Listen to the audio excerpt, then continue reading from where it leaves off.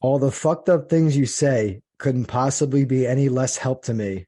The heart is hard to find. It's hard to find the heart sometimes. That's a Jimmy Eat World song called Heart is Hard to Find, off their 2010 album, Invented. I love that song. I love Jimmy Eat World. There was no doubt that I was going to get that song in the opening one of these days. I felt like today was the good day. I just love that song. I love that, they don't play it a lot live. I saw it when they toured in 2010 on the Invented tour for that album, and I don't think they played that song. And then I've seen them two times since, and they haven't played it. But it's a great song, and to me, it just it really hits home with me. I know there's cursing in it. I didn't necessarily want to open up the show with a curse if I didn't have to, but I was going to change the word fuck to messed up. And I was like, you know what? It's Jimmy Eat World's lyrics. They're authentic. You emphasize, sometimes the F word works in certain situations and it emphasizes things and it's effective. I guess they felt like they did, it worked in this song too, because a lot of their lyrics are like not really graphic. They don't curse that much. So for them to curse is pretty important, I guess, to them in this lyric. But anyway, I digress. Joe, how you doing today? Joni, not too bad. If for a Monday, we got a ball game coming up here in a little while, and we'll see what goes on. But Monday's Monday, and you know what? I'm fairly healthy. Cold seems like it's trying to move out, so all in all, good shape. One thing about the lyrics and so forth, and hey, it's art. You had to honor the art. You had to say what you had to say. I was not crazy even when you told me either about opening up the show with the F-bomb, but it's in its right place. It's within the art, and that's what we do here. We just don't off the tongue, just let it fly like we would if we were hanging with our buddies. This is a show, but I think you did a good job with it. When you're ready to talk about those lyrics, that's why. Yeah, I just wanted to open up. I want to introduce you to the great Joe Thurman. So these lyrics mean a lot. If you listen to the song, you can find it right on YouTube. It's heart, like your heart, your body part, your organ is hard to find. I know it could be a little bit, kind of be a tongue twister. The heart is hard to find, but it's on YouTube. It's right on their official account. It should be the first result if you type in Jimmy Eat World. 3 separate words: Jimmy Eat World. Heart is hard to find is the name of the song. But yeah, it's all the fucked up things you say. Sorry for cursing again, but that's the authenticity. That's the lyrics. Couldn't possibly be any less help to me. And that's what I really want to focus on. Because sometimes people say a lot of things to people, like especially family members, especially people who think they know you very well, and think they have the right to kind of say whatever they want to you without real consequences, that you won't leave them or, totally block them out of your life just because they're a family member or they're a close friend. They think that somehow they have a right to say whatever they want to you, and a lot of people like to give people advice. And they say a lot of messed up things in the course of giving advice to you, and it doesn't help you. It doesn't help me a lot of times. And Jimmy Eat World, the lead singer's name is Jim Atkins. He's just emphasizing it.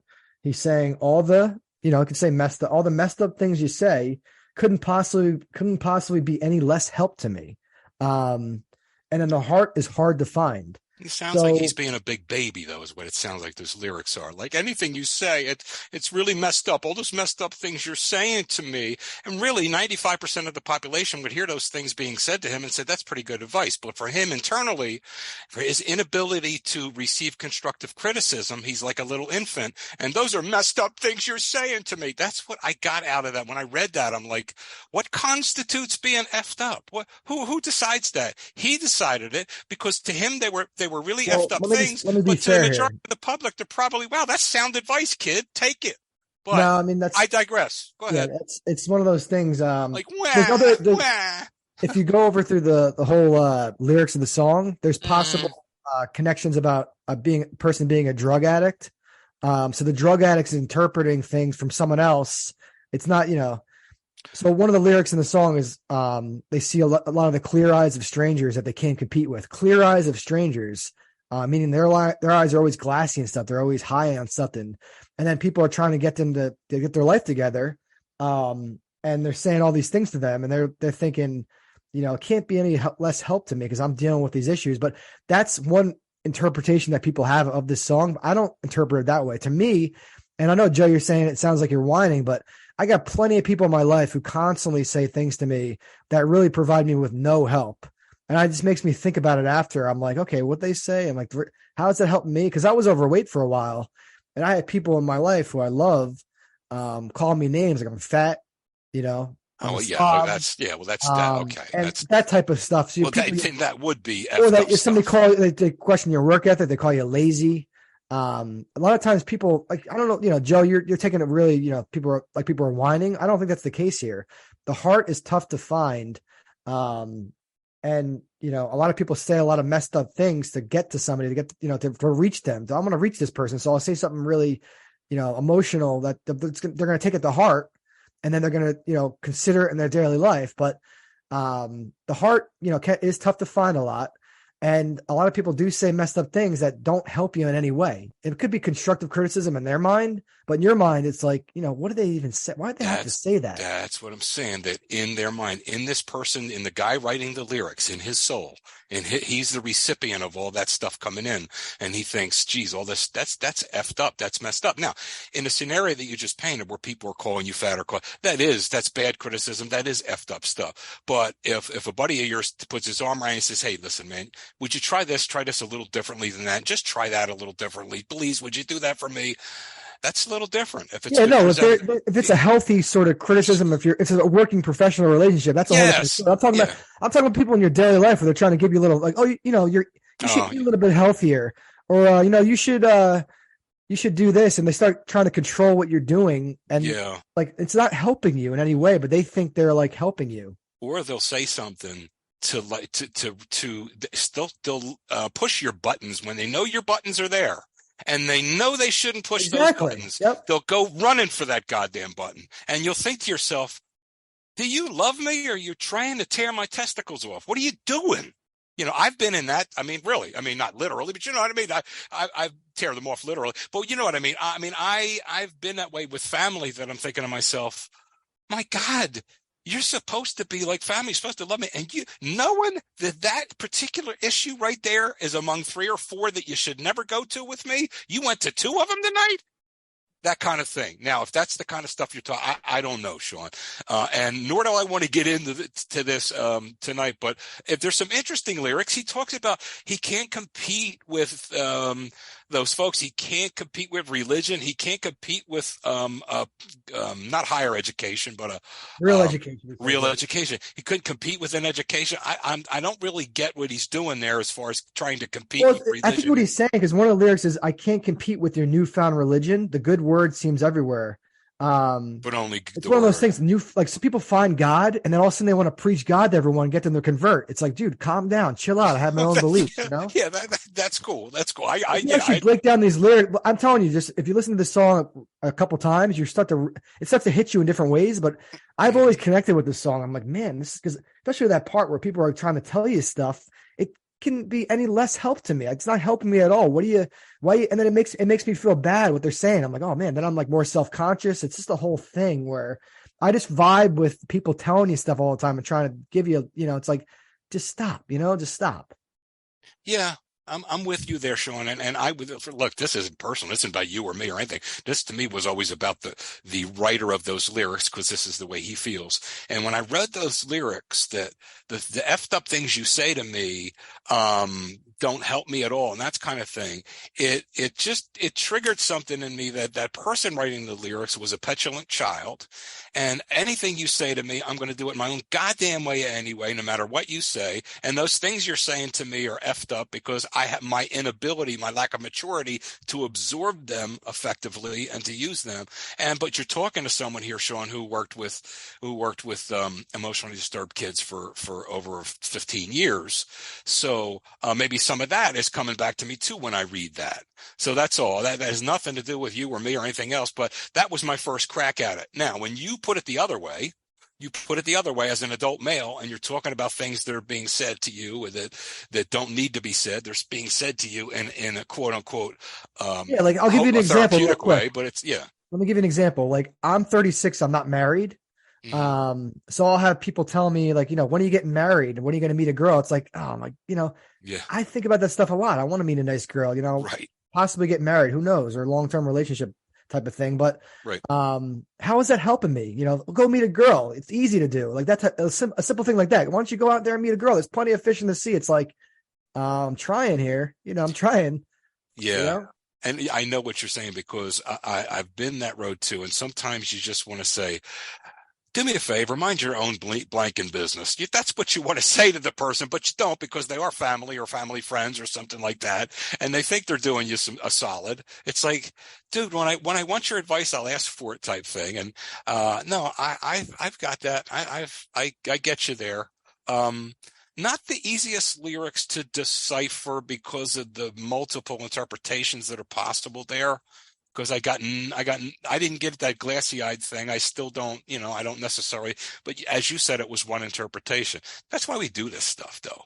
That Here's song the and beginning. those lyrics certainly evoked more emotion than a lot of others, didn't they? Yeah, here's the beginning is I can't compete with the clear eyes of strangers. I'm more and more replaced by my friends each night.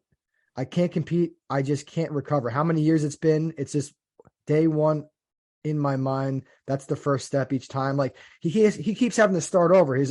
I could see how it's about a drug addict for sure. Like when you actually look the lyrics on a macro level, clear eyes of strangers, more and more replaced by my friends each night. Like he's losing his friends because he's got an addiction. Like, so if you actually break it down, I don't think it's Jim Atkins, the singer of Jimmy Eat World, like necessarily whining.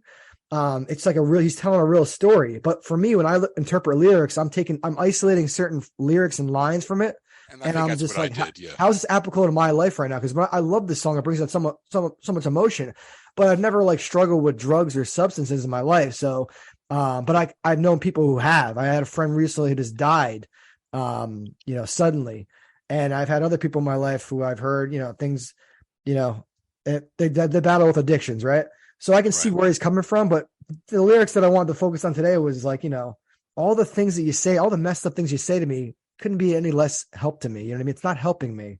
And that's what I wanted to focus on because obviously it brought out some emotion out of you too. You're judging Jim Atkins, my guy, the lead singer of Jimmy Eat World. But I'm telling you, man, this guy knows how to write songs. Oh yeah, I don't get me wrong. I mean, just the fact that it got our heartbeat going. I think this reaction to these lyrics was as much as that we've had in a long time because there's certain things there that did set me off because I isolated some stuff.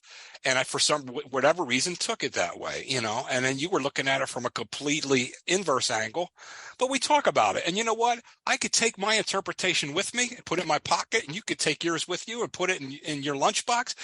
And you know what? That's the beauty of it. It's yours. It's yours. So I want to talk a little bit because I like to open up the show with some stories about what happened recently. I know we just did a show 2 days ago. But yesterday I was at the gym. And I think everyone who goes to the gym develops some sort of gym crush. You see a girl there a couple times. She's there when you're there. And you don't always talk to her, but she's like you call her your gym crush. Yeah. So yesterday I'm on the Stairmaster. My gym crush is there working out.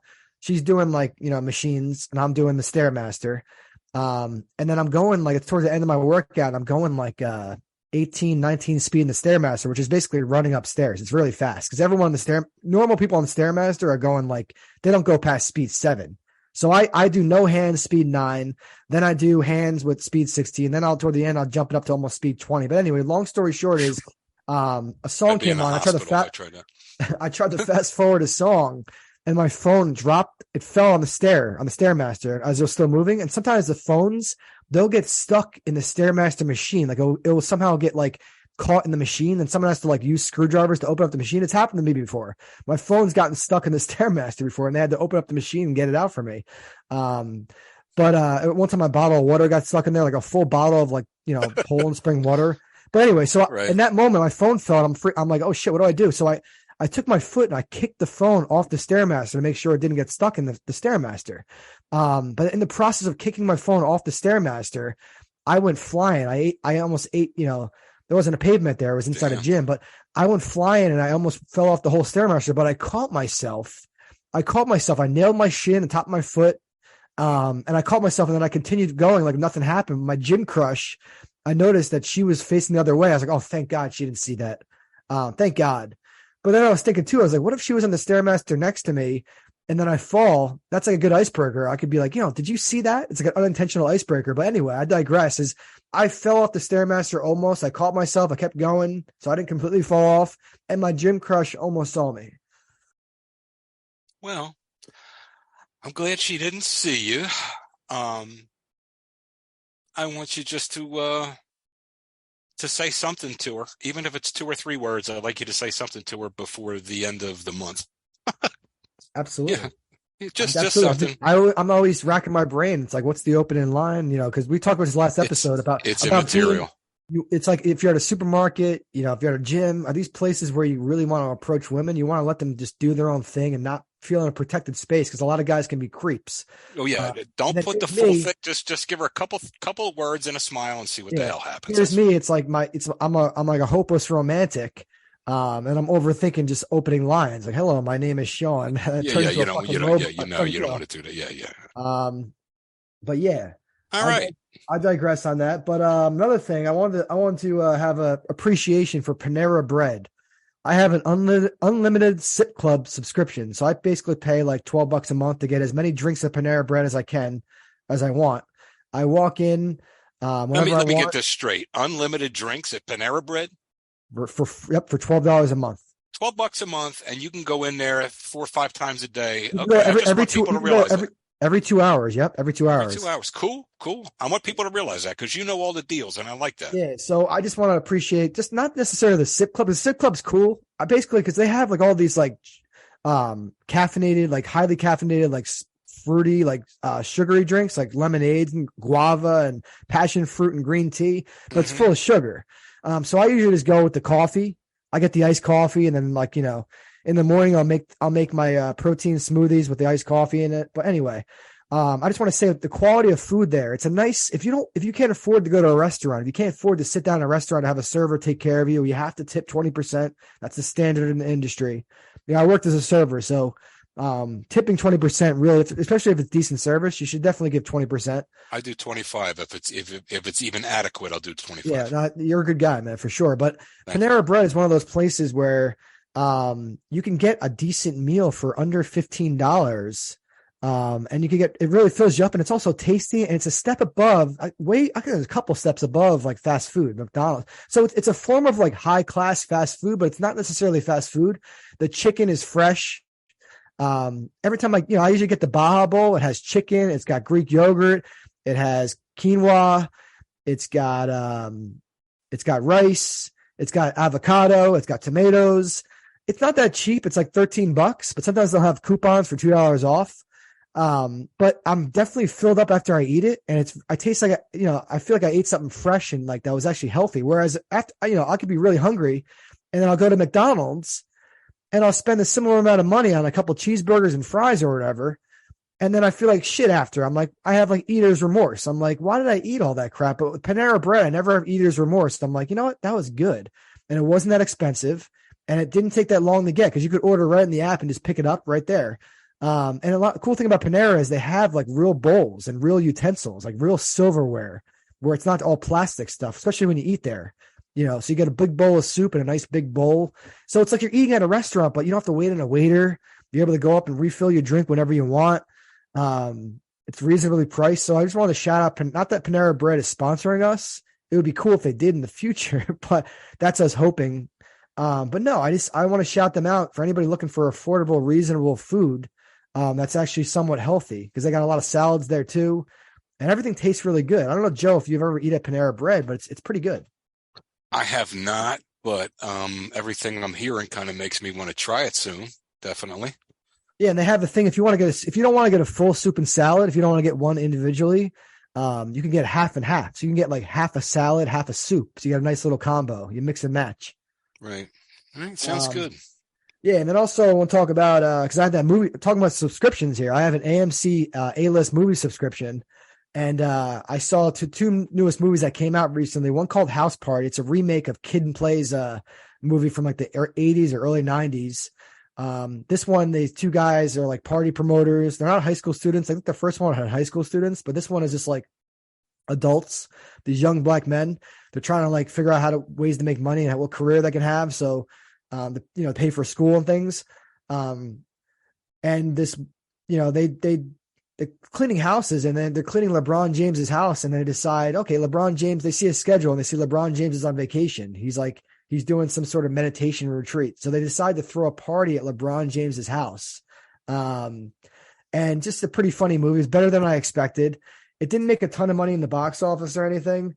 And there's a lot of reasons for that. Cause like people, it's a mainly black cast. And unfortunately, like a lot of the big black movies with mainly black cast don't always do that well in the box office. So it says that as a society, we still haven't evolved enough where, they're able to have like, movies that really do well in the box office. I mean, Black Panther Wakanda Forever did well, but that's like a Marvel franchise. I'm talking about like there's a lot of good black movies. And this is one of them. So I enjoyed that movie. Thought it was funny. I laughed a couple times. Kid Cudi's in it. Kid Cudi is one of my favorite rappers. He's in it. And then I saw another movie with Gerard Butler, a fun action flick called Plane. Basically, it's about a pilot who's flying, over the Philippines. He's got a convict on the plane in handcuffs.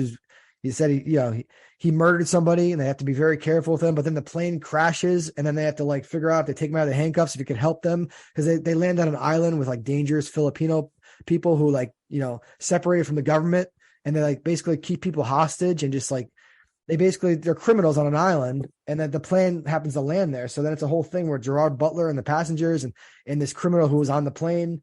But yeah, it was good. I enjoyed both those movies, but Plane only made $10 million.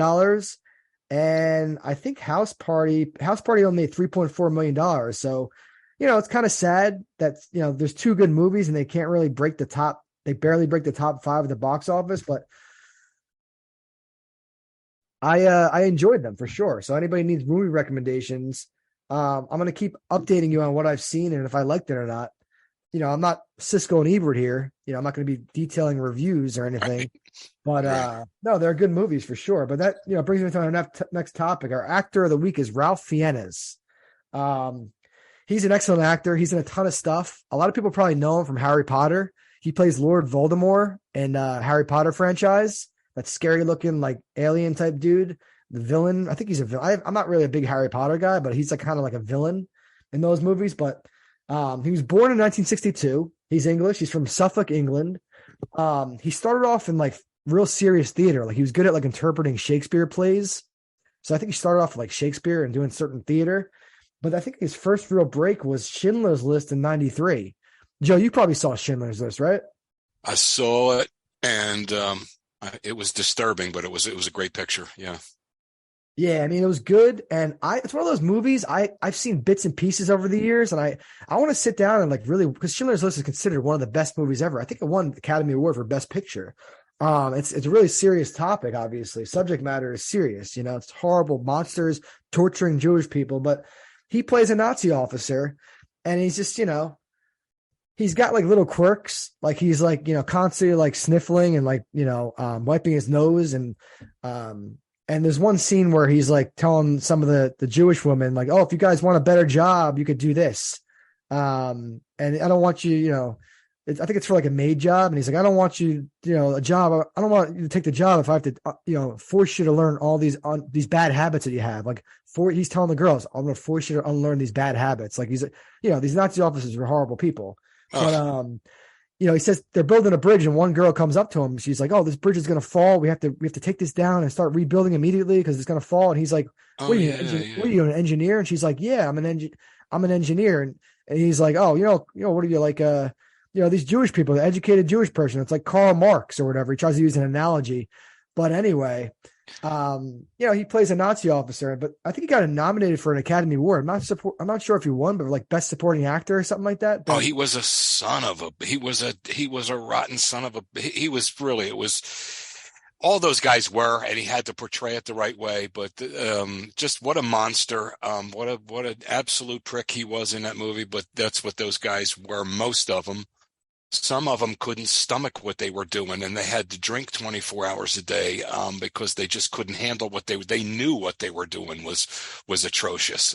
But some of them bought into it and were indoctrinated. And but one thing I always remember about this cat is his eyes always had to look like flashlights almost, dude. They were always like, like indigo, like these, he always had these, and in anything, I think he was the same cat that was in Red Dragon or something. Wasn't he the guy? Yeah. I was going to talk a little bit about more of his other movies. He Yeah. plays the bad killer in Red Dragon. He's got like a huge dragon tattoo on his back. It's very, you see a scene where he shows his whole back. It's like he wants to turn himself into he wants to manifest to be a dragon. So I think in that movie, from what I remember, because it's a spinoff of the Hannibal franchise, he's following the footsteps of Hannibal, kind of, and I think he's like eating his victims or he's doing something. He's the Red Dragon. I saw it in the movies actually years ago, but he plays a pretty scary character. But one role that really stands out to me, he was in a movie called Quiz Show, and he plays a character named Charles Van Doren, and he's being investigated for cheating on quiz shows. He's winning all his money on quiz shows. I think he wins like a huge winnings on a show, and people are trying to speculate if it's fixed. So a young lawyer named Richard Goodwin, who I believe is played by a kind of not really an unknown actor, because I see that John Turturro is also in it, but that's my dude. I love Turturro. Turturro, we'll do him one show for sure. Yeah. But anyway, he plays the quiz show winner, and he's being investigated to see if the show's fixed. So I forgot that he was in that movie because I chose him for this show, and I'm like, for today's episode, I'm thinking. Let me just tell you this. I'm sorry, Sean. I'm an Anna Taylor-Joy fan. Oh God, and Anna Taylor-Joy plays in that movie called The Menu. And I just saw that. Yeah. He's in with her. But did you see that movie? I didn't see it anymore. I saw the trailer for it, and I come on, what red-blooded American boy doesn't love that Anna Taylor-Joy? But I just remember that seeing the clip that he was the guy that was in the movie with her there. He plays a chef at a really world-renowned restaurant where people are paying thousands and thousands of dollars just for like a 5-course meal, whatever the hell it is. He plays. That's one of the most recent movies I've seen him in. I saw The Menu in theaters. I really enjoyed The Menu. It's very good. I think it's on HBO Max now.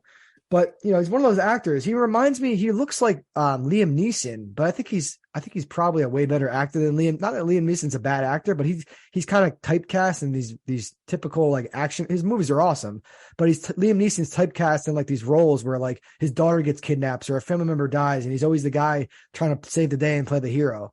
Nothing wrong with that, but I think Ralph Fiennes has more range as an actor. He's more, he'll play a villain, he'll play a person accused of cheating on a game show.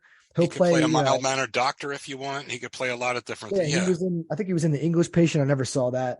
Then he's in other movies. My top 5, basically, I would say The Menu to me would be number 1 because I really enjoyed The Menu. Schindler's List would probably be 2, just based off the pedigree of Schindler's List. The fact that it was it was nominated for Academy Award Best Picture. Can you do me a favor though? Can you just do from 5 on down?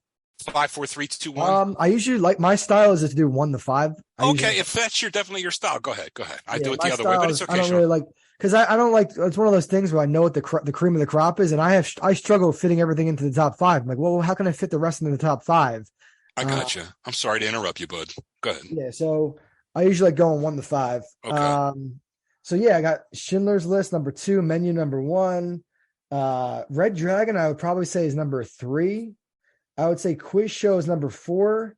I know he was in a movie called The Constant Gardener, and that was a good movie, but like my freshman year of college, I saw The Constant Gardener and I was like, I don't think it was that great. And this one Jamaican guy, Omar, was like, oh man, that movie was awesome. You don't know movies. And people have all different opinions about movies, right? That's another thing when I'm thinking about like some of the messed up things people say to you that there's no help to you. Like I said, I didn't really like a movie, and then someone says, "Oh, that movie's awesome." You don't know anything about movies. Like they're making a judgment that I don't know anything about movies just because I didn't like the movie that they really like. Right, it's subjective. Just because it's just on top of the mind type of thing. I really you don't know anything about ice cream because you don't like Rocky Road. What do you mean I don't like it? I don't like it. I don't like it. It doesn't mean I don't know anything about ice cream. It's just a preference. So I'm gonna go with I'm gonna go with that. Constant Gardener is not in my top 5. Just to clarify, Constant Gardener is considered a great movie, but it's not in my top 5. Another movie that I really want to see, I've been meaning to see, is In Bruges. It's Colin Farrell and Brendan Gleeson. I just saw a movie with them that just won an Academy Award or won a Golden Globe Award. The Academy Awards didn't happen yet. The Banshees of Inisherin. It was very good, but they say Gleeson and Farrell excellent together. They were in a movie called In Bruges, and that's from 2008. The only reason I haven't seen In Bruges is because I listened to the Dan Patrick show, and Dan Patrick was always making fun of In Bruges. He's like he's like, I watched In Bruges. His friends made him watch In Bruges one night, and he didn't like it. So I never really saw it because he said it wasn't good, but then everyone else I talked to said In Bruges is good. So I want to check that out. So that might be good enough for my top 5, but I haven't seen. So In Bruges is probably good enough for top 5. I can't throw it in because I haven't seen it. And then I think my number 4, I'm going to put The Reader. The Reader was an excellent movie. The Reader was like, it was it was a solid movie. It's like there's a younger version of Ralph Fiennes. There's an older version of him. And it was one of those things where it actually involved Nazis. He actually helped the woman who can't read. He used to go read to her. And then they kind of developed a romantic thing. But then she's on trial at one point in the movie, and he has to witness the case. He falls in love with this woman, and he looks back on his time with her, and he always wondered what happened to her. But I don't think he ever knew that she was like a Nazi officer. He meets her after she had been a Nazi officer, but there was a love story involved. So that movie was good. That's from 2000. I think The Reader is from 2008. Then he's also, I guess I'll just throw number 5 will be all the James Bond movies, the most recent James Bond franchise. He's in a bunch of those. So I'd have to say, that's top 5 is all the Bond movies he's in. I haven't seen the most recent Bond, but he was in like 3 or 4 before the most recent one. But I'm talking about the Daniel Craig James Bond movies, because the Daniel Craig James Bond movies they're pretty legit. I know Pierce Brosnan was pretty good too, but those Bond movies with Daniel Craig are pretty damn good. So yeah, that's my top 5 for him. I think he's an excellent actor. He's got a lot of range. He could play a villain. He's been around forever. What? He's been around forever. He's been around for a while, and it's one of those things where not a lot of people know who he is. Like, who's Ralph Fiennes? And then they show him a picture. They're like, oh, isn't that Liam Neeson? Like, no, that's Ralph Fiennes. Right. Well, when I saw that, I said it's the same thing. I didn't recognize the name. I punched it up and I saw the face. I'm like, oh yeah, I know this guy's been in everything. That's exactly those little in between fence posts we talk about. That's exactly the kind of guy. So it's good work. Good work on your end. So hopefully we'll spotlight Ralph a little bit and people know who he is and remember, oh, that's that guy. That's the goal of our actor segment. It's not always the superstar. It's like the marginal B-list type actor. Even though I'm not saying he's a B-list actor. He's won an Academy Award. He's very well renowned. He's probably like a B-plus actor, I'd say.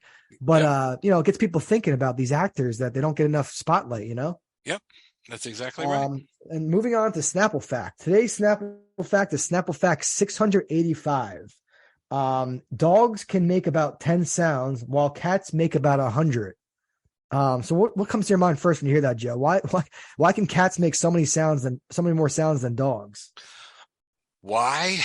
Oof, man. I have not a clue. Why? I didn't even realize that was the case, but asking me why, I have no clue, Sean, to be honest with you. It's an interesting fact, but I can't give you any hypothesis as to why. Yeah, because apparently as a species, canines have hundreds of ranges of vocalizations, but only each dog individually has a few vocal sounds that they can make to get their needs. They need to make sound to get their needs met. And those sounds are growling, whining, barking, crying, whimpering, yelping, howling, yowling, snarling, yipping, yapping. You get the point. There's like 10, there's like 10 of them. And then, and I like to say growling doesn't always mean a dog is mad. Growling can be, it's a misunderstood vocalization. Sometimes they're angry, but sometimes they just don't know how to express themselves because again, they only have 10 sounds. So they growl sometimes because they're confused as to what they want. Sort of a limited lexicon. Cats, yeah. And the funny thing about cats, it's got me down a rabbit hole of reading about the sounds that cats and dogs make, but cats rarely meow at one another. So a cat rarely meows at another cat, but cats meow at people. It's reserved for meowing, and it's conveying a very specific meaning. So when they meow at their owners, it's like it's out of love or they're hungry. But apparently cats, felines have way more sounds than canines. And we're not going to go too crazy researching why, but dogs can make only 10 sounds. Cats can make over 100. Apparently that's a Snapple Fact. So pretty cool stuff, man. It's one of those things. The Snapple Facts, I always wonder, I'm like, all Snapple Facts actually facts? Some of these, like, because I have to look it up. I'm like, were they Oh no, 100%? Are they taking some liberty to say, what if it's like 80% true and 20% false, right? Like our Snapple Facts, I wonder who's in charge of the Snapple Facts, Well, But why don't we find out? You know what? We're going to go on a quest to find out who's in charge yeah, over there. I digress. One of these days. One of these days. So I got the fake versus real news story segment for you, Joe. All right, sir. So here's 3 stories. You pick out the fake one, fake 2 fake, and 1 real. Okay, first one. Viral video shows shopper being offered to take off his Jesus Saves t-shirt at Mall of America. There's a viral video where a guy was wearing a Jesus Saves shirt. It didn't just say Jesus Saves. It said it also said coexist. The proper coexist symbol. Oh yeah, I like that symbol. It said the coexist symbol is also on there and it's crossed out. So maybe some security guard got really offended that coexist was crossed out and Jesus Saves was being promoted. But they made the poor guy take off his shirt. So yeah, that's crazy. When I read that, I was like, wow. Another thing another story that I also read, because we talked about this a couple episodes, how James Dolan was using facial recognition technology to ban fans from Madison Square Garden. Apparently fans, when they wear Michael, he hates Michael Jordan so much. Because the Knicks were a big rival with Jordan back in the 90s with Ewing and Oakley and Starks. He's banning fans from wearing Michael Jordan jerseys at MSG. They're kicked out and banned as soon as security spots a Michael Jordan jersey at a Knicks game, they ban them and kick them out. So that's like, I was like, that's like a little bit crazy, And then the other one is apparently Netflix is merging with Hulu. Two giant. I guess it's possible because Netflix was having trouble keeping the subscribers. People were sharing their accounts.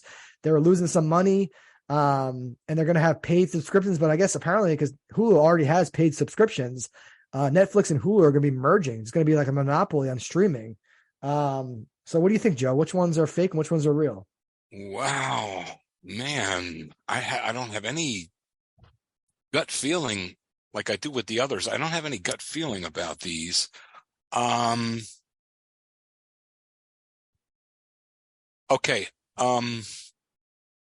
So I believe that I don't believe that the coexist thing actually happened, because you can't tell someone to take off their shirt, especially a shirt that says Jesus Saves. And if that were to happen, I wouldn't think it would happen. No, I don't believe that one. And a security guard telling a guy to take off a shirt that had anything to do with Christ or anything like that, I don't buy that. So that's A. The second one is this thing with this Nolan guy or Dolan or whoever he's an ass, whatever his name is. But I really do not think he could.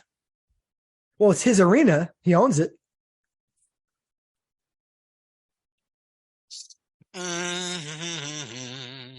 Michael Jordan did torture the Knicks in the 90s, man. You have to remember that. Like Michael Jordan made the Knicks' lives hell. Well, yeah, but this is pro sports. I mean, Magic Johnson and the Lakers he's kicking lawyers out.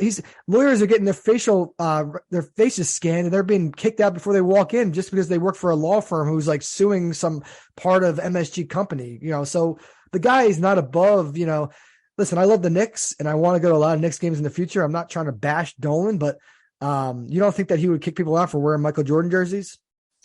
I just don't think even he would go that far. I'm going to say, because I did hear 6 months ago, 8 months ago, something about Netflix. I don't know what it was, but it was a story worthy of mentioning them on the news, and something to do with they were changing something. So I'm going to guess, and look, what am I losing? I'm going to guess that I'm actually saying that I'm guessing 2 of them are fake, aren't I? Yeah, 2 of them are fake and 1 of them's real, right? Yeah. Okay. Yeah, the one that's real is Netflix and Hulu merging. The other 2 are fake, I think. All right, so I got bad news, Joe. I stumped you for the first time. This is the 4th time we've done this. I've stumped you for the first time. Okay. Yeah, so the Nolan thing? No, the real one is the one about Jesus Saves. The guy was kicked out of the mall. Now there's all sort of protests. People are going to the Mall of America. I think it's in Minnesota. Wow. Wearing like Jesus Saves shirts now. There's a big thing about it. Mm-hmm. That's the real one. That's the real story. Yeah. Hey, man, I can't bat 1,000. Those were good. So what do you? I'm glad I stumped you. Now I'm thinking more about how I could stump you. The first I started this off as a fun game to play for the show. Now I'm thinking how the hell can I strike Joey out? Now you're coming after me.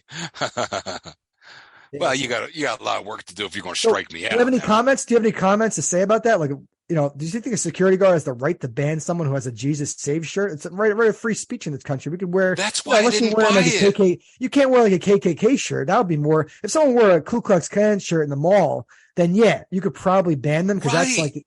But like Jesus Saves and just as they crossed out coexist because Jesus was peaceful, right? So if they cross out coexist and they're just trying to say Jesus is the one true Lord and Savior, that's their personal opinion. I don't think you could ban them from a public mall, though. Right. I don't like the fact that the coexist was crossed out. I don't like that, but it still has good stuff on it that Jesus to me was a pretty good dude. And I guess he does save, I don't like that the coexist was crossed out, but to me, that's not a deal breaker. You know what I mean? I just, I didn't. I disagree with it. I love the coexist symbol. I think coexist is awesome. I do too. Yeah. Because you cross it out doesn't mean it's a deal breaker. So obviously this triggered a security guard and they felt the need to to kick this guy out. There's a viral video. You could literally find a video online of him banning him and make him take the shirt off. Mm-hmm. And I'll tell you that not for nothing, but the guy that was wearing the shirt that went out of his way to cross out coexist, he should get a little slap too, because Jesus Christ talked about nothing but peace and love thy neighbor and coexist and tolerate and love each other. So for this stonad to cross out coexist, go out of his way to cross it out is suggesting that, well, I still have some problems with these people, those people, and those people. And that to me bothers me. But although it bothers me, I wouldn't make the man take a shirt off our security guard because he still has Jesus on his, I just think that I just didn't buy it. And there's no wonder people are all fired up. Yeah. And I want to say something about I think James Dolan, he's not a perfect person, but I don't think he would ever ban someone from wearing like a Michael Jordan jersey. So, that's why I didn't buy that either. Yeah. I don't think he would do that. I don't think he would go that far. Yeah. Moving on, our Bryan Kohberger segment. We should just call this the monster segment because this guy is obviously, I say it with, possible monster. It could be a turn of events and we find out this guy's not guilty, and I highly doubt it. Could we rename it like the Utah killing segment? Do we have to give him publicity? Idaho, yeah, but his name, I don't know. We don't have to, but his name's all over the news and in the spotlight. We're not really just because we'll think about it. We'll think about it. Right. But, all right. Yeah, I got you. Anyway, apparently, like Kohberger, a couple of days after the murder, he was talking to his neighbors and he said, "Have you heard about these?" He had the audacity to ask one of his neighbors, "Have you heard about those murders?" I mean, sorry for cursing again. Joe, we're counting my curses apparently. So I think already. Listen, you owe me this is $5 in F word. That's now I'll let you go in the beginning. So now you're into me for $5. Go ahead. Yeah, because the opening lyrics don't count, but I did catch myself the first time I cursed, and this one I caught myself. So I'm being very cognizant of my cursing because apparently I cursed 7 times last episode. Honestly, look, we all know we watch TV, watch movies. The F word is part of our culture, but you and I, we don't need to throw it all over the place. Some people need to do. We don't need to throw it over the place. We try to minimize it. If necessary. It's not a crime, but we just try to shave it off as much as we can. I kid a lot with you and this and that. You still owe me $5 though, because it was. Go ahead. Go ahead, buddy. So apparently, Kohberger's walking around, have you heard about the murders? He's telling people. He probably thinks he's a big shot. He probably thinks he got away with it. I got news for you, buddy. You didn't get away with it. And one thing that I'm disappointed about, or no, one thing I'm happy about. I'm happy about this. Idaho is one of the states that doesn't accept a mental condition as a defense. I don't think that's necessarily a good thing, because a lot of people are crazy and should use the insanity defense because they're legitimately ill. I don't think Kohberger's ill, so he can't use the insanity defense. So I'm kind of pumped up about that. He's lawyer. They can't weasel out of this by using because we all know the guy's not crazy. We know that he's a disturbed young man, and a lot of people are calling him an incel. Incels are involuntary celibate. They're men who struggle to establish romantic or sexual relationships. And not only do they struggle to establish those relationships, they despise women. They view women as the enemy. They're blaming the women for their lack of romance.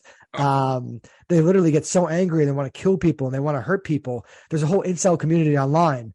So I think he doesn't have an insanity defense, but he could use the incel defense, but there's no defense. He's not going to, and apparently capital punishment's on the table. So capital punishment's on the table. This guy might get the death penalty, and I'm all for that. You know what I mean? Like whether he rots in prison the rest of his life or whether they kill him. But yeah, that's the update in Kohberger, Yeah, you could be you could be a sociopath and still not be technically insane, right? You could be a sociopath and not be technically insane. You know what's going on around you. You could be a very astute individual, very smart, very successful. A lot of sociopaths are because they're very competitive, and a lot of them are very successful. But it doesn't negate the fact that they have that characteristic, that trait about them that could go off at any time. So, case in point. Yep. So moving on to our current events segment. Another New York Times article. Listen, I'm not trying to get everybody to subscribe for the New York Times, but I'm just saying that they have a lot of good substantial articles with a lot of substance in them that are really informative. They're good because it's not like reading the New York Post or like the Daily News. You're getting something that's high quality. It's like, I don't know. I just like the New York Times, man. Yeah, I mean that's worldwide. It's but there's a stigma against the Times where people are like, oh, it's too liberal. Not true. If you stay away from because if you're reading, it's like any station. It's think not too liberal unless you're way out there on the gun-toting, tobacco-spitting, let's reinvent the 1860s. Right? I mean, there's a huge everything. If you're halfway sane, it's not too liberal at all. It's realistic. But go ahead. So I haven't brought up any of the political articles. This one is not really political, but it's something that kind of concerns me. The article is called "If Affirmative Action Ends, College Admissions May Be Changed Forever." So apparently the Supreme Court is thinking about ending the affirmative action policies that colleges have to admit all sorts of diverse students in the colleges. I think it's been around since 1964. It's one of those things, that they're trying to get rid of, the Supreme Court. And there's a lot of controversy around it because it started in 2014 when there's cases against Harvard and the University of North Carolina. They're being sued. And basically it's going to possibly jeopardize strategies that colleges have to build diverse classes. They have programs that's supposed to reach, specific racial and ethnic groups for scholarships, honors programs, and recruitment. So, there's people who they're trying to say that white and Asian students were discriminated against at UNC and Harvard. So a lot of schools have already tried to combat this. They're getting rid of their standardized tests, requirements for the SATs to get into the schools. They're getting rid of early decision because apparently if you do early decision, you're binded to go to that school. So this is even before you know about the financial aid package. So a lot of people who are more wealthy, they're able to do early decision because they're able to say, I can go to the school. I don't care what it costs. I'm going to go there. So early decision is kind of a way to, it's not always good.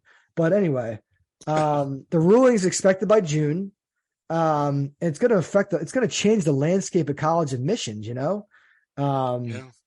It's basically, it was filed in 2014 by Students for Fair Admissions. They're an anti-affirmative action group. And I learned all about affirmative action in college because I took a course called Black Politics. And I was arguing in class that affirmative action was very good. It helped minorities, especially Black students, get into these colleges and give them a fair shot. Because the problem is a lot of them are not on equal playing field in their educational systems. They're not, from the day one of education, they're not getting the same, especially people from the urban areas, they're not getting the same level of education as a lot of like white students are, because they didn't have the head start that white people did. They were held back. They weren't allowed to vote. They were kicked out of their places where they lived. They're thrown low, areas where they couldn't get good jobs. And then obviously it happened where there's, it's a tough area to live. There's a lot of drug dealing going on. There's a lot of good job opportunities. The education system's not great. They don't have the best teachers because the best teachers, they don't want to teach in dangerous areas. It's a bad thing. but affirmative actions kind of evens the playing field. And I can see how some students, if they don't get into the college of choice, how they can be very angry and get very mad. And groups like Students for Fair Admissions can sprout up, and they could be anti-affirmative action because they feel like it's affected them poorly. It's like, why is me as a white person, why another person with lower test scores and lower grades, why are they able to get into that college where I can't get into? Or why I can get into it, but I have better numbers than them. So I can see their point.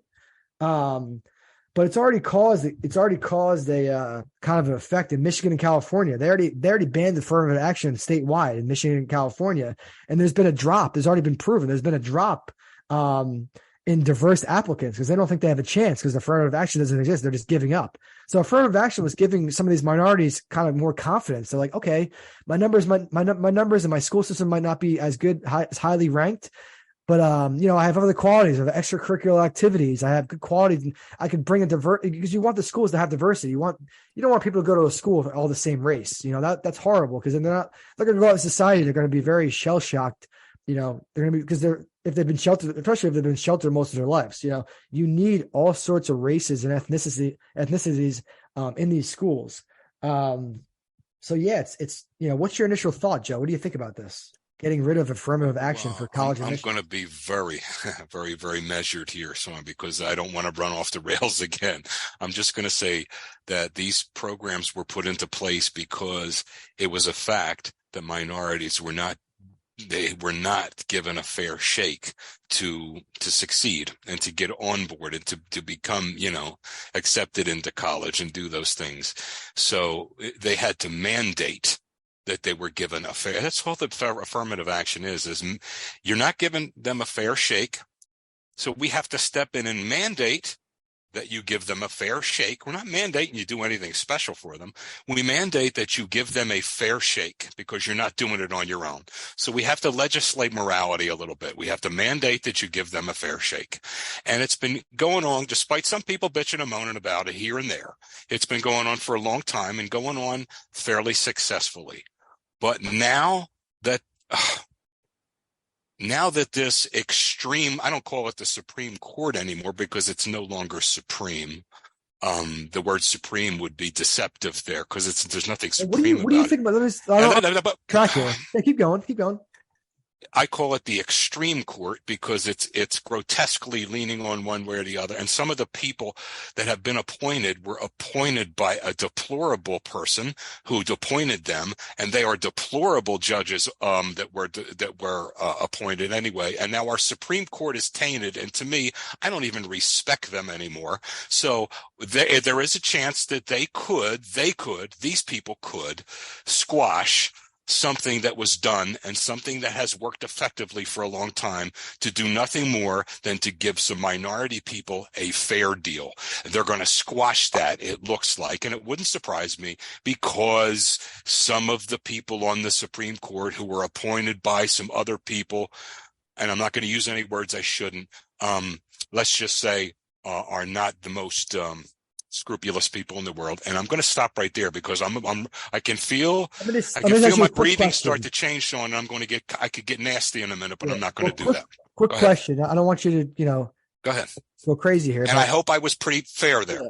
One thing I have to say with the Supreme Court, it's very antiquated. They shouldn't be elected to the Supreme Court and be able to have that job the rest of their life. They should be like a president limits. Or a senator or a congressperson. Yeah. They should be reelected because say you have a Republican president or say you have a Democratic president and they're able to nominate who they want, their party for the Supreme Court, they get them in, and then they have the 5 versus 4. They have the majority Republican versus Democrat, or conversely, you have the majority Democrats versus. The problem is, if a president gets to appoint 3 or 4 during their term, because they only leave when they die, pretty much. It's crazy. These Supreme Court justices should be elected at least every 2 or 4 years to keep things balanced and fair. Because they have some. Supreme Court is the ultimate. Like when they make a ruling, it's a real law. And it's from the Supreme Court. Well, therein lies the rub too. You said, and when a president, and look, when your Democrat and Republican president gets to appoint them, okay, and when you're Republican and a Democrat, you're not crazy about it, but. That's any president. Like if George Bush, I respect it. I don't agree with everything George Bush did. Fine, but I respect.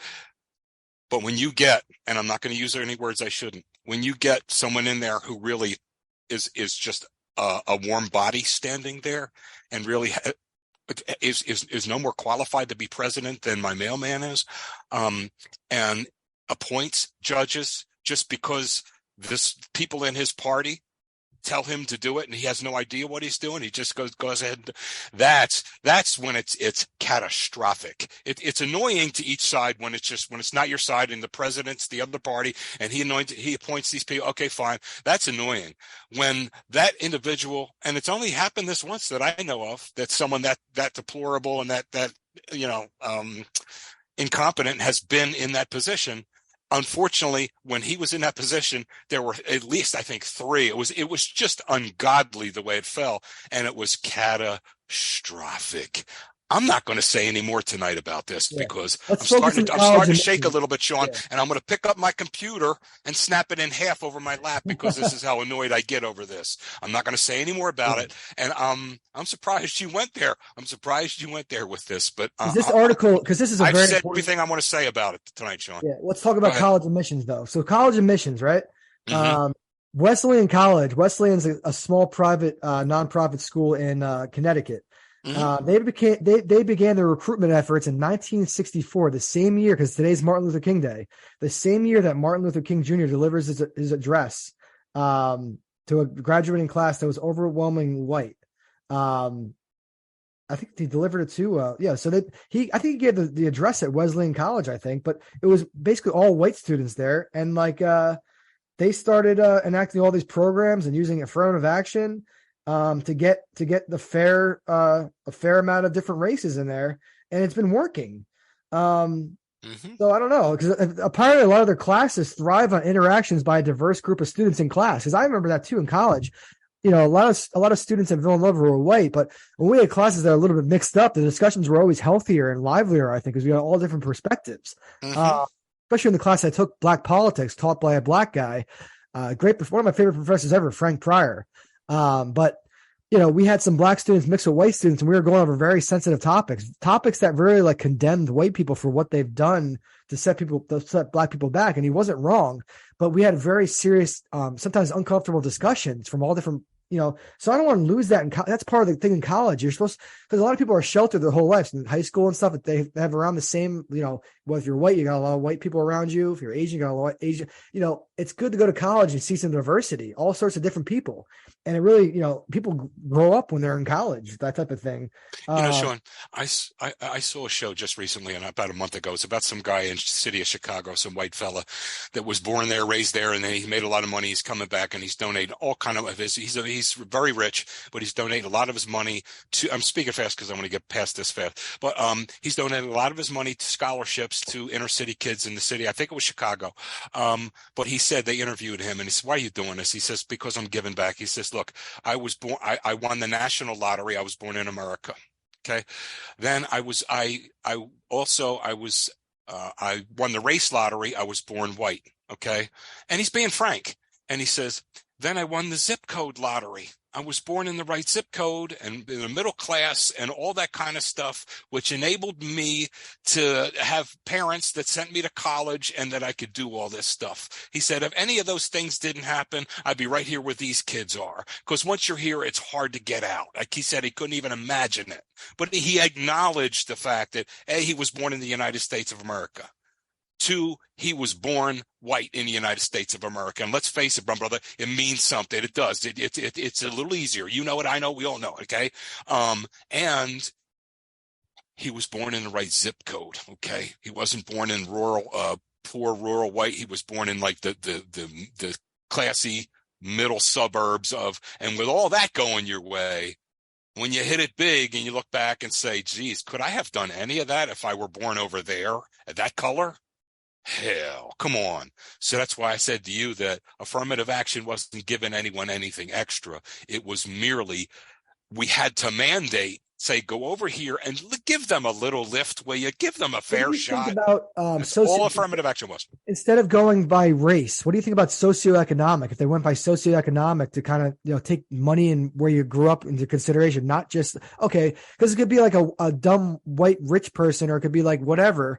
if they take socioeconomic into consideration, they have to do something because it's one of those things. The education. That's why he said zip code. That's why he said zip code. The education system is so unbalanced. Yeah. And people really like, as white people, especially in like middle class like areas, we have kind of a head start with the education system. We have the best teachers. Thank you. Best supplies. That's what he meant by the zip code and everything else. So, and it's kind of a tough discussion to have with people. Like, as being a white person, like if you say it to other white people, like, oh, we don't have, no, they have all these programs like affirmative action, they have all these things, but now they're taking away the affirmative action program. So, it's already been proven that at some of these colleges, when they started getting rid of standardized tests or when they started doing certain things, getting rid of affirmative action, like in Michigan and California, the diverse candidates, just the amount applying has gone down. Because what happened was in 1964, Wesleyan University, they contacted 400 Black high school students from around the country to persuade them to apply. It was called, their class was known as the Vanguard class. They had 1 Latino and 13 Black students, and it helped establish the university's commitment to diversity. So I don't know. This is a good conversation. It's a good topic too, because, and look, I got a little bit when we've started venturing in too close to Capitol Hill, I started to get a little, but, in general, when we're talking about this thing, one thing, a basic principle in psychology comes back to me here. It's nature and nurture, nature versus nurture, right? I think we're all born with a certain amount of nature, right? A certain amount. I don't think the DNA, I don't think anyone's born. Well, I mean, there are some variations, but for the most part, I think the kids in the African American communities, kids in Asian communities, kids in white communities, when they're babies, when they're born, I think they're born with fairly an evenly distributed amount of intellect. But what varies is that's the nature, the DNA, the biology. The nurture is the environment. Okay. So when a kid is 3 and his mom comes over with this learning set and starts going with sight words and all these other things and start when 3.5 and 4 years old, and a kid over here is not, is not getting that same attention. Let me put it to you real quick in a sentence or two. The nurture that's given out to kids in different areas varies dramatically. It really does. Exactly. And that's the variable.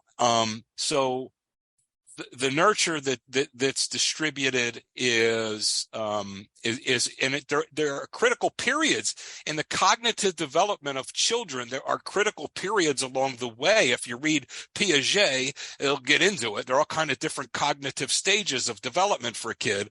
And if you miss those, man, you're really far behind, and you miss 2 or 3 of them. And that's what's happening. It's the nurture. And I think that's where we have to, that's where we have to start. And I don't know how you get that done in certain places or whatever, but, what can I tell you? That's such a big variable is early development, is nurture. And it comes back to just that basic principle of psychology. Is it nature or is it nurture?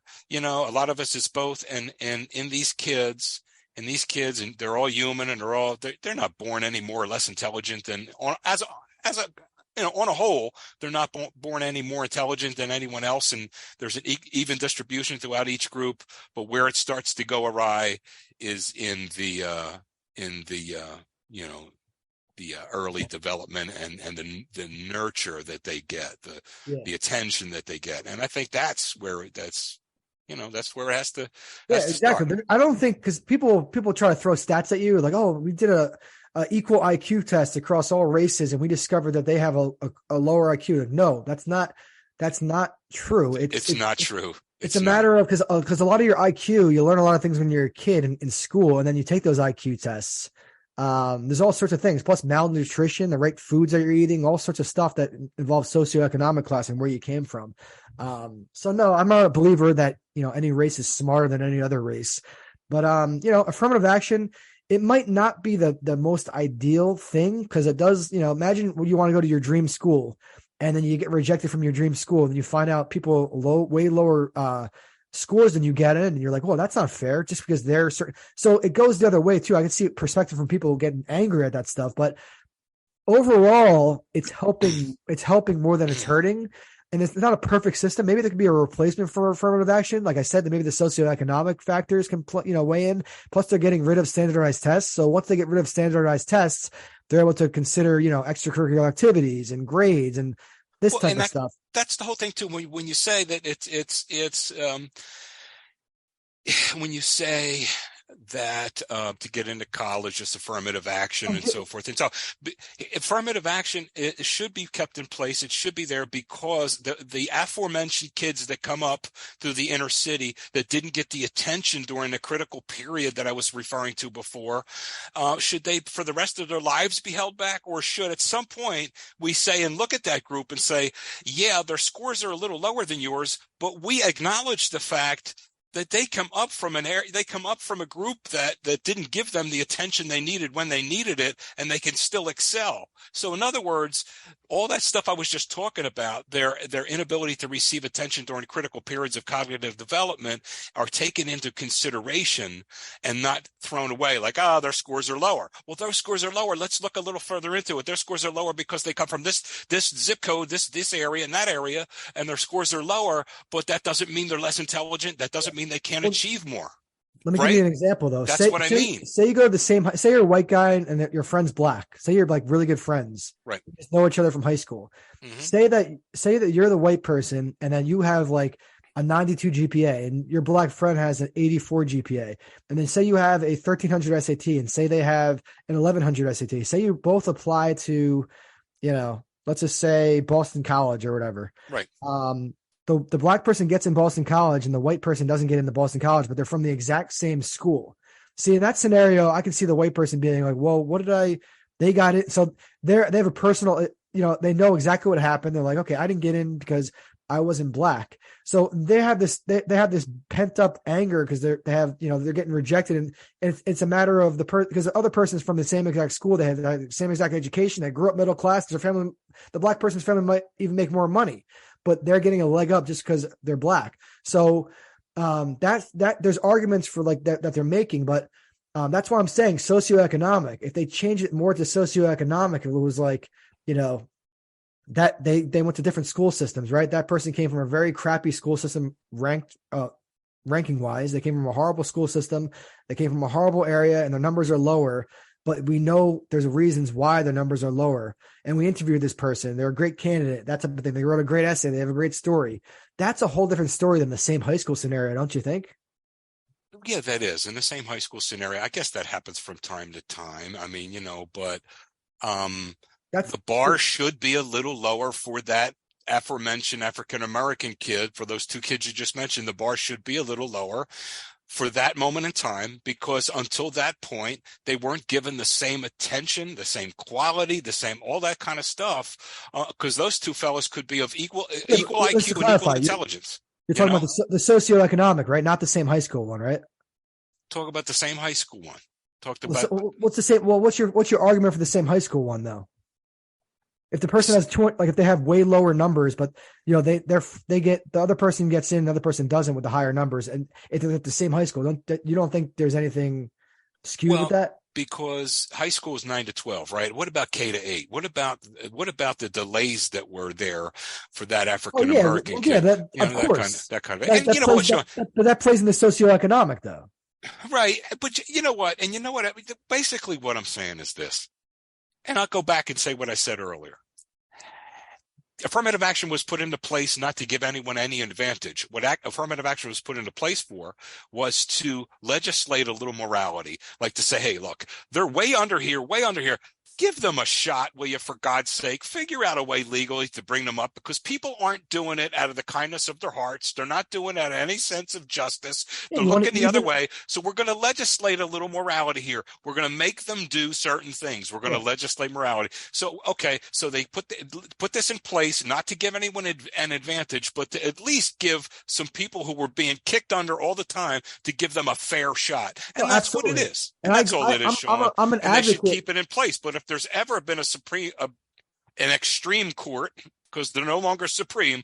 If there's ever been one of the 9 people, 6 of whom would, but anyway, if there's ever a chance that falls, it's now because of the lack of quality and lack of scruples we have in 6 of those 9 seats. Yeah. But other than that, I'm good with it. Yeah, I'm for affirmative action until they can find a better solution than affirmative action, right, and keep it. But certainly don't use the Supreme Court to strike it down. Right? That's a little bit, Well, Anyway, I digress. I wouldn't, but they do. Let's move on to sports. Right. So the Cowboys game just started. It's the first quarter. The Cowboys' first series. They're 3-and-out. Brady's got the ball now. The game isn't. People don't realize this. I mean, they're trying to say the Cowboys have a way better record. Brady's old. The Bucs aren't good this year, but the Bucs are also at home. So there's that. The Bucs are playing a home game. So I don't know. The Cowboys went 3-and-out in their first possession. And, we'll see what happens here. But we're not gonna have the results during the show because the show is going to be ending soon. Eagles play the Giants, Joe. Now at least we know that. We know who you guys are playing. Saturday night, 8:15, I believe. Giants, yes. Eagles. Man, are you? What are some of your concerns for that matchup? Some of my concerns for that matchup are that the Eagles come in overconfident because they already beaten the Giants twice. Now, one of those was a game that no one even cared about. They were playing backups in this and that, but they played them about a month ago straight up. Like, you play your ones, we're playing our ones. This is a real game. And the Eagles beat them pretty handily. But since that game, the Eagles have looked like garbage. They just haven't looked the same.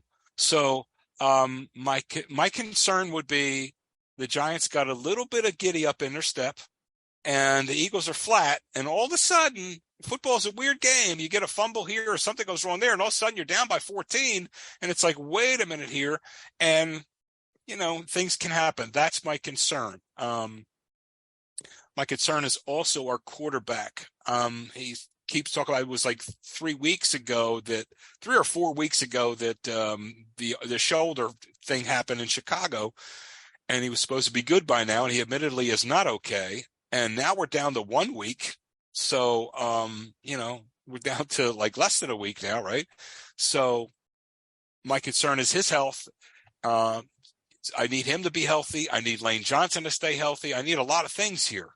So it's not a layup. And my concern is they come out and they won't never say it. What football team ever says before a game, yeah, we're relaxed. We think we can beat these guys. They're always going to say what they say in front of the cameras.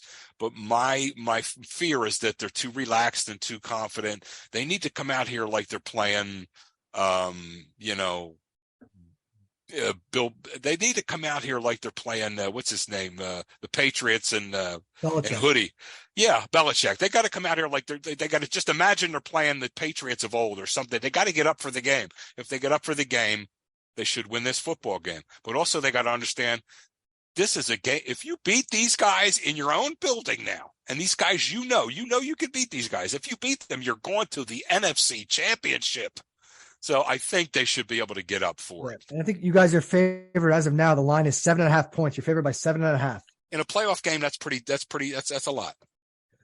Yeah. So what did you think about the weekend games, man? What did you think about I told you about the Giants, didn't I? We did the show Saturday night, right? Mm-hmm. The funny part, we were talking about the Jaguars on the show. We're like, oh man, it's not looking good. But we did say that. I said, don't give up on we said 33-0. We said 33. We said the Colts came back, and the Colts gave up the 33-0 lead to the Vikings. Anything could happen. And then even you later clarified. You even said, you're like, you never know what's going to happen because you were watching the game. You're like, they just scored. We'll see.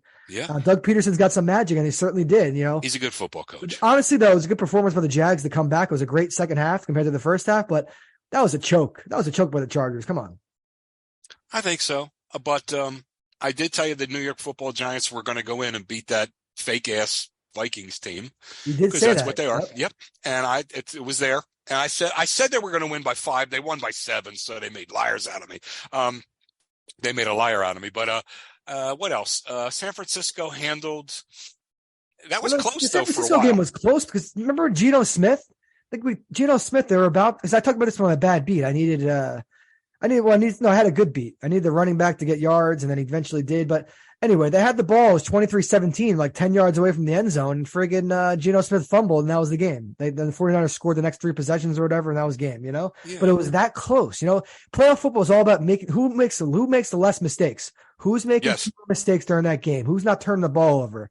Who's putting together some long drives over 10 plays, Well, that type of stuff. Well, So Jimmy around Johnson football, said quarterbacks, great quarterbacks, how you really tell is not how many great miraculous plays the quarterback will make. It's how few bonehead can I plays interrupt they'll you real make. quick? I'm Yes. watching the Cowboys Bucks game. I have it on mute here. I'm Uh, watching it too. John Daly and Hulk Hogan are at the Cowboys Bucks game, dude. Yeah, and Tom Cruise was there too. Tom Yeah. Cruise is there. Yeah, Yeah. no, we did Cruise in an early episode. I'm just telling you. Well, it's Florida. Everyone's hanging in You have Florida. John Daly and Hulk Hogan in the same building, man. Well, that's pretty cool. Well, I think they're both pretty beat up has-beens, but that's okay. But come on, John Daly is entertaining as hell. The guy was like smoking cigars and drinking every time he played pro golf. He was a fat slob even when he was playing golf. He was. I mean, what are you going to do? Come on. What do you think about the Bengals Ravens game? What? Bengals Ravens. Yeah. I lost myself for a second. Bengals. This is real life here. Bengals. I was thinking about John Daly. He used to be able to crush the golf ball. I mean, it was fun, but I know I was just thinking to myself that he was out of shape and he was chunky. Let me rephrase that. I mean, people who are overweight, I'm not, Anyway, Bengal, I thought that fumble, that man, that was a backbreaker. That was unbelievable. And I kept waiting for the replay, like, nah, he had to have gotten that thing over the line. And sure as hell he didn't. And not only do you not get it, you get the ball knocked out of your hand. Not only do you get the ball knocked out of your hand, the guy picks it up from the other team. Not only does that happen, but he runs it back 97 yards. Are you kidding me? Are you kidding me? But you know what? It doesn't bother me anyway because you think if the shoe was on the other foot, if it was the Bengals who needed 7 points to tie the game to go to overtime, you think Burrow would have came through? Because the Ravens were dealing with backups there. I think Burrow definitely would have came through, tied the game, and then eventually won. The Ravens were dealing with backups. What? Oh yeah, I'm saying the Ravens were down 7, right? And the Ravens had to tie the game, or else the game was over. Right. It was 24-17. If the Bengals were the Ravens, if the Bengals were down, it was reversed. If the Bengals were at 17 points, the Ravens had 24. But nobody had backups in the game. Well, yeah, the Ravens did. They had Huntley in, dude. That's not Lamar Jackson. Oh, okay. I see what you're. Okay. Well, Huntley and Lamar Jackson to me are the same. I mean, it's guys that'll improvise, and I just don't get it. I just don't get it. But I guess if your argument was that, what's this other joker's name? The guy, what'd you say? Not Huntley, the other guy, Lamar Jackson. If he were in, they'd have a better chance of winning. I don't know. No. I'm saying not. Well, yeah, they have. Yeah, I think Lamar. I think if Lamar was in, they certainly would. I've seen Lamar have some. Lamar has some comebacks. Lamar's not he's pretty clutch at sometimes. Yeah, I must say that I've seen him have some comebacks and this and that, but I don't think he's like the kind of guy they should think about spending that kind of money on, and I don't think they will. And that's why they've been a fairly successful organization for a long time. I mean, they won a Super Bowl with Trent Dilfer. They won a Super Bowl with Flacco, just real good, solid, serviceable, traditional quarterbacks and real good defense. And all of a sudden they're trying to do it now, with different types of quarterbacks and stuff. I don't buy it. I never did buy it, and I don't even know if that kind of quarterback has ever won a Super Bowl. I just don't. If so, it's. I mean, I guess you could say Russell Wilson, but even in his prime, he wasn't. He did other things well. He read defenses and he threw the ball accurately, and So I don't know if a quarterback like Lamar Jackson or this Huntley or what's that little midget running around with the Cardinals? What's his name? I don't know what his name. Yeah, I don't think these kind of guys ever. And Sean, this is not a racial thing. It's not racial. It's a style thing.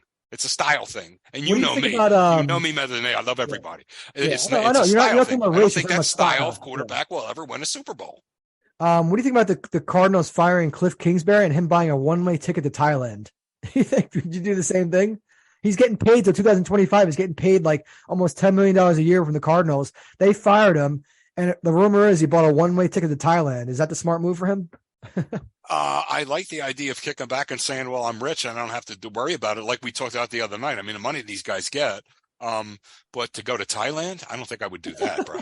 I don't think I would do that. I would go somewhere within the United States. But so you're watching the Cowboys game right now, right? Yes. What's your prediction for this game? It's 0-0 now. But Cowboys have 3-and-out twice. The first two possessions. Buccaneers had 3-and-out once. What do you think? Do you think the Cowboys still pull this out? You know, the Bucs defense looks a little better than I thought they were going to look. That's true. I've noticed that too. Because I really thought let's face it, they're not what they used to be. They were really tremendous when they won the Super Bowl. That's why they won the Super Bowl. The Cowboys defense looks like I thought they would look. They did look pretty stingy, but if it's a hard defensive game and somebody has to make a play, I like number 12 to make a play. That's what I was saying, man. I thought you were the one saying. I thought you were saying the Cowboys. Remember, I said like are you trying to jinx the Cowboys? You thought that you predicted they would win. I would never do. So now that you've seen some of the beginning of this game, you're thinking that they're thinking the Bucs can win this. I think either team can win it. Let me just see something. Yeah, I'm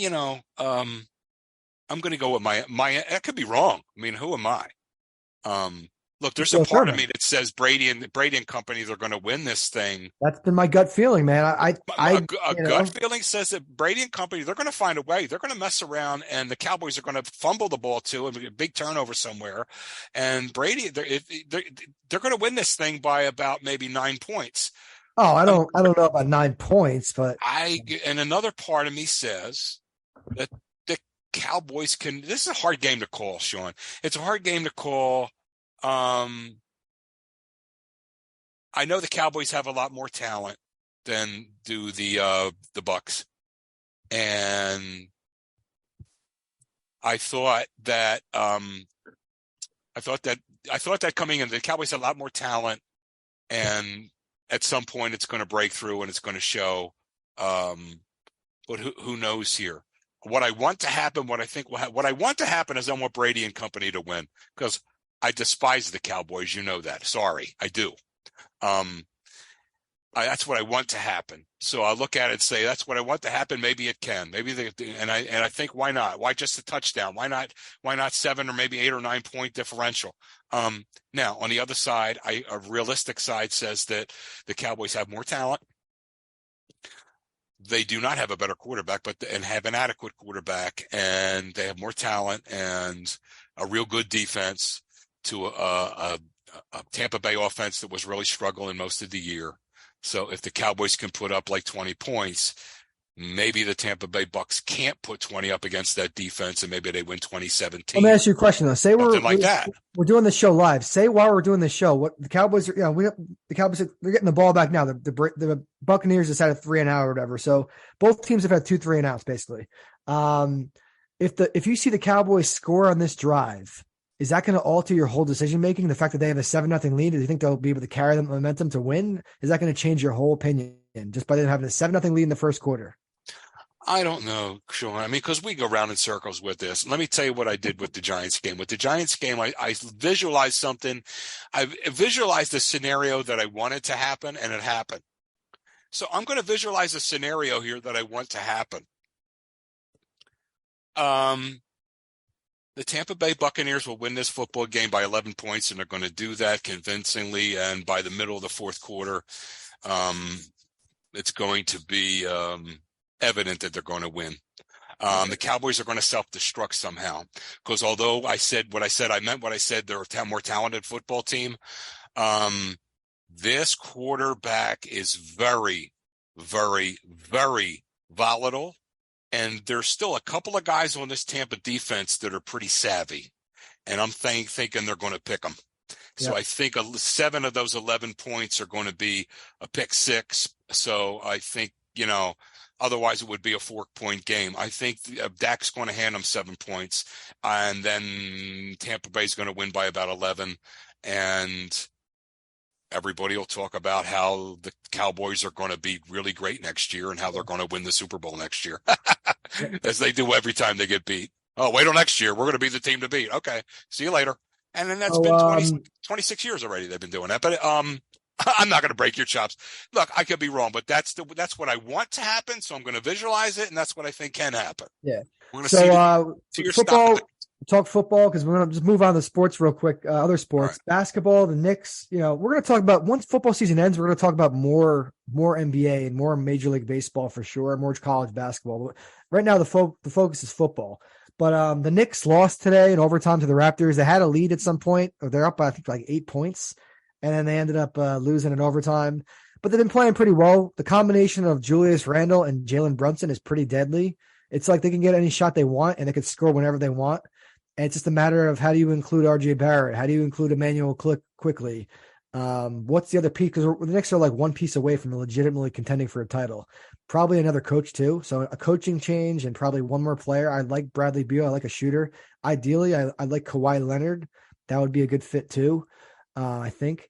But yeah, Villanova basketball played today. We beat Georgetown, but barely beat Georgetown. We got pretty lucky. We stole the ball when they had a chance to tie. Cam Whitmore slammed it home. But Georgetown has lost 28 straight Big East games. They haven't won a Big East game since 2021. And thank God they played at Villanova today and they didn't break that streak today. So Georgetown's going to probably win a Big East game this year. I'm guessing they'll beat DePaul or something, but not today. So Villanova, they won, but we haven't been playing that well. Justin Moore's not back yet. We don't know if he's coming back. It's a toss-up this year. We probably won't make the tournament unless, like I said last episode, if Justin Moore comes back and we win the Big East tournament, then possibly. But that's sports for today. And I want to talk about a bad gambling beat really quick. I had a bet last night that Jamar Chase would get over 78 yards. He did. I had a bet that JK is all part of the same parlay. J.K. Dobbins would get over 60 yards. He did. My last leg of the parlay was that Joe Burrow would throw at least 37 times.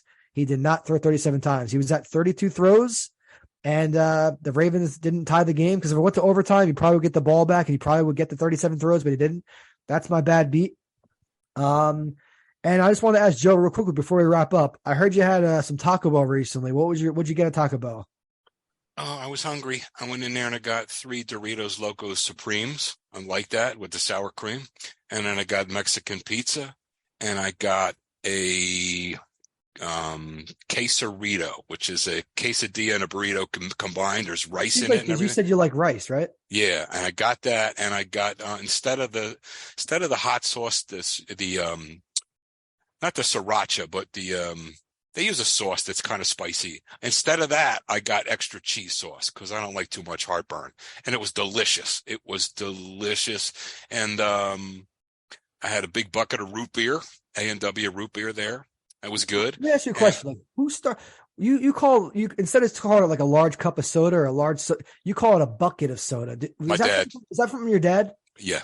Okay, yeah. I was curious about that. Yep. And a couple big chocolate chip cookies for dessert. And it was good. It was $26 deep, but it was good. Have you ever got the cinnamon crisp from a great Taco Bell is a really good dessert called cinnamon crisp. They've been around forever. They'll kill anything cinnamon like that will kill me. It'll wake me up in the middle of the night with heartburn, like crying. It's that bad. So yeah. I got to watch the cinnamon. All right.